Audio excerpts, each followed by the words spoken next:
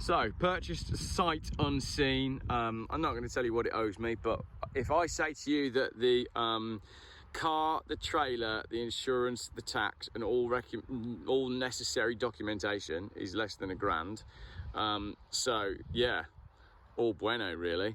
Yeah, that's a cheap car, isn't it? But what I like about these early Imprezas is, A, they look fantastic.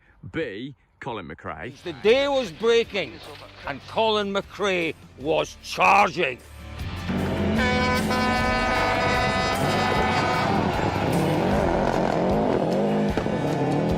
C, big fog lights. D, handling. Oh my gosh, these Imprezas are so good. And you don't actually need a turbo engine to enjoy an Impreza. 2 litre Sport is perfectly adequate for blasting around the lanes. It goes an absolute treat, even when you've got a trailer attached on the back. So, what we got? Let's have a little look around. To be honest, this is me looking around it for the first time. I've been in such a rush today, I haven't actually stopped to look at my car in any great detail. So you're seeing it for the first time, as am I. Obviously I'm a number plate down, but I got one on the trailer, so that's basically all right, isn't it? Right, where should we start? Let's start inside for now. All my stuff in it. 116,000 miles, 2 litre. It does have some MOT with some decent advisories on it, and it does feel like it needs some brakes. Although I gotta be honest, it feels like a car that's been sat a while, because it's got better and better as I've driven it. When I first got it, I was like, oh my gosh, I bought an absolute shed. But now that I've driven it for a little bit, I feel like I've bought less of a shed. I mean, it's still a shed in one way or another. For example, isn't that the locking wheel nut stuck on the alloy? I'm pretty confident that that's what I'm looking at there. So that's one very rusty brake setup. I've obviously got rusty arches as well. At the back. I mean, these Imprezas do rust for fun. I don't really know my Imprezas. This is only the second Impreza I've ever owned. So if you're looking at this and saying, oh my God, I can't believe he's gone and bought this, look at the such and such, let me know in the comments, because it helps me out. Many moons ago, I bought a 2 litre non-turbo saloon, and that was a great car. I thoroughly enjoyed that car. It was the correct blue with 555 stickers all over it.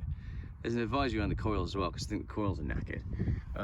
That would be an advisory for me if I was an MOT tester. That's not appropriate. There's a lot of warmth coming from brakes, tyres. There's just generally warm.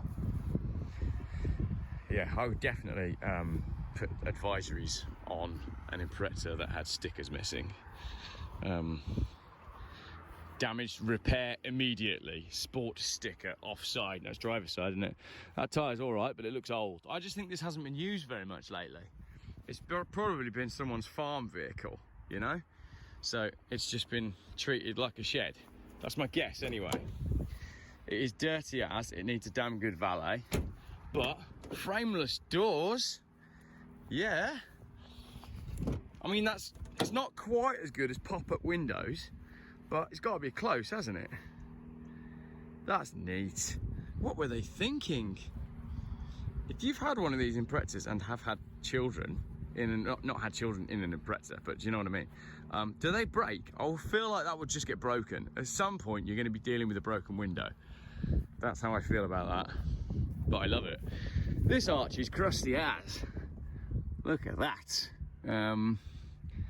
So, it's not that bad though, is it? Really? My wheels are shagged, but I'm replacing the wheels. And that tyre is fine on the inside. It's just the outside. But, as Mrs. Geoff likes to say, you pay for what you get. And you do get a decent sized boot with an Impreza. Obviously the boot struts don't stay, but I got the pole for free. So there's my Impreza. I mean, it's not like a full-size, it's not a full-size wagon, you know.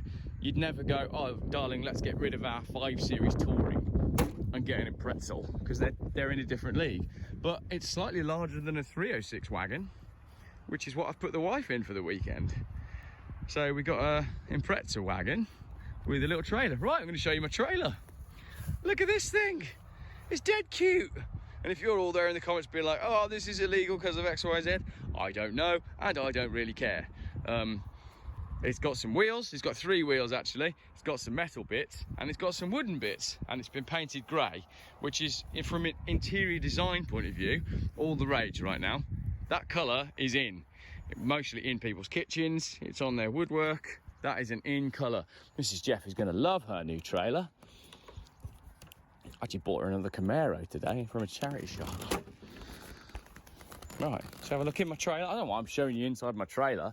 More to the point, I don't know why you're still watching a man with a cheap car showing you inside his trailer. There you go, look. Wood lined. There's nothing to see. It's just a trailer.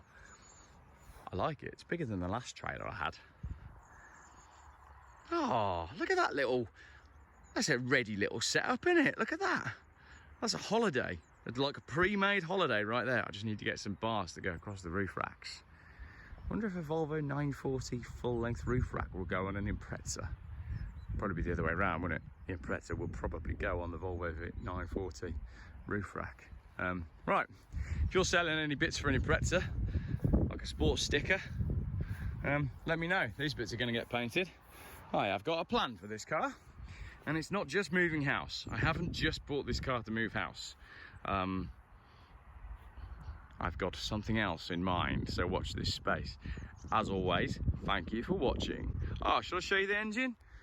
I always forget to show people the engine. We'll get the engine out later. I'm going to go pick the kids up from school. I'll only open the engine and then you'll find loads of different things, because you're probably all Subaru guys and you've probably all had loads of Subarus, and you're probably at this stage like, oh my gosh, he's bought a such and such. I'll do the engine later when we do the history. Deal?